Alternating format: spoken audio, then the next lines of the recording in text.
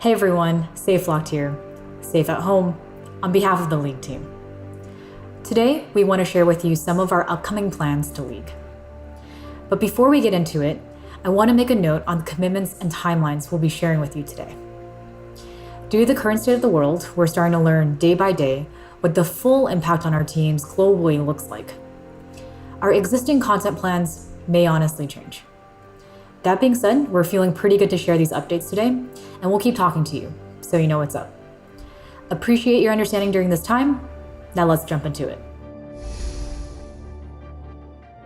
The preseason changes have settled, and overall, we're pretty happy with the game-to-game freshness that Rise of the Elements is bringing. Since then, we've been recently focusing on top and jungle to make these positions more satisfying and impactful. We buffed fighter items to help top laners scale better into late game. We also changed turret defenses to reward early pressure in top and steepen the trade-off for big dive spot. So far, we've seen top laners getting more gold, more kills, and just dealing more damage late game. We're also seeing first blood come from top lane more often. So, overall, we're feeling these changes are hitting the mark. As for jungle, our preseason nerfs to jungle camp experience left junglers underleveled. We gave some of that experience back, and jungler levels are now more in line with what we originally intended. We also spent a few patches helping ease more new and lower tier players into jungle by making some of the most popular champs at these skill levels into viable, though not dominant, junglers. And since then, we've seen the jungle selection rate increase to much healthier numbers for the role. After years of waiting, Clash has finally launched, and your turnout has been more than we could have hoped for.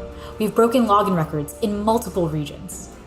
That said, we're still working to optimize matchmaking, streamline queue times, and stomp out edge case bugs.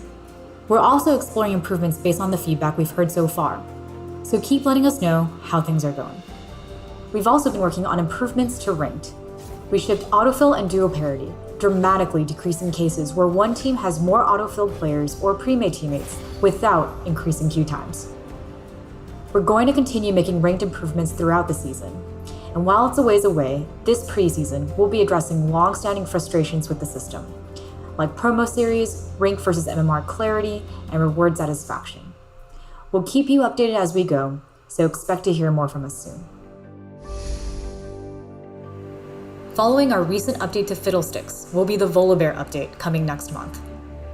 As a reminder, these two champs won last year's Choose a VGU vote, and we hope they live up to your expectations. After Volibear, we'll be focusing on new champions for the remainder of the year, and that'll include the whimsical new jungler we announced in January and the masked melee carry who refuses to die. We also want to let you know that we're still figuring out exactly what our champion schedule looks like for the rest of 2020. Avoiding health risks is a top priority, and we don't want to endanger the safety of folks like VO actors and external QA partners across the world.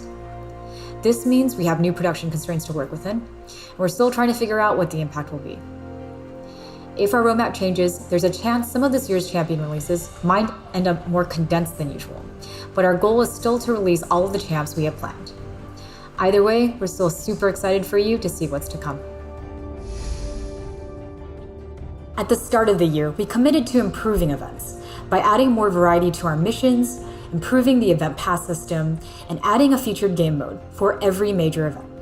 So far, we've seen the return of AR Earth with Mythic Kingdoms, and One for All during the Galaxies event. Looking forward, our next major event was planned around MSI. And although plans for MSI have changed, we're still planning to release some of the things we have planned for May, including the Fun Plus Phoenix skins to celebrate their victory in the 2019 World Championship. There will also still be an in-game event, which we pivoted to focus on Pulsefire and will feature Pickers as the game mode. Later this year, we'll have more details to share about some of the larger changes we have planned for the event pass system as a whole. And we have one more announcement. At the end of the summer, we're finally going to be bringing back Nexus Blitz as the limited time game mode for our upcoming summer festival. This year, we promised you we'd make more skins for champions who hadn't gotten them in a while. And so far, we've released skins for 7 of the 16 named champs in our season start video. We also heard many other mains of underserved champs asking if they get a skin too. The list we gave at season start was not comprehensive, so don't take the absence of your main's name to mean you definitely won't get a skin. Olaf, Zyra, and Renekton weren't on the list, and we hope to surprise you with more as time passes. We hope this year's focus on underserved champs feels good for mains who haven't seen a skin in a while. And since Elderwood Orin and Darkstar Mordekaiser's previews got such good reception last time, we'd like to introduce you to Astronaut Bard and Pool Party Talia. One more thing before I go.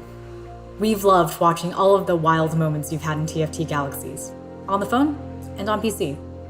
And this summer, we'll be releasing a mid-set expansion, which will include brand new galaxies, new champions, and Little Legends. You can expect to hear more about our plans from the TFT team next month. From all of us on League, thank you for playing. Stay safe and take care.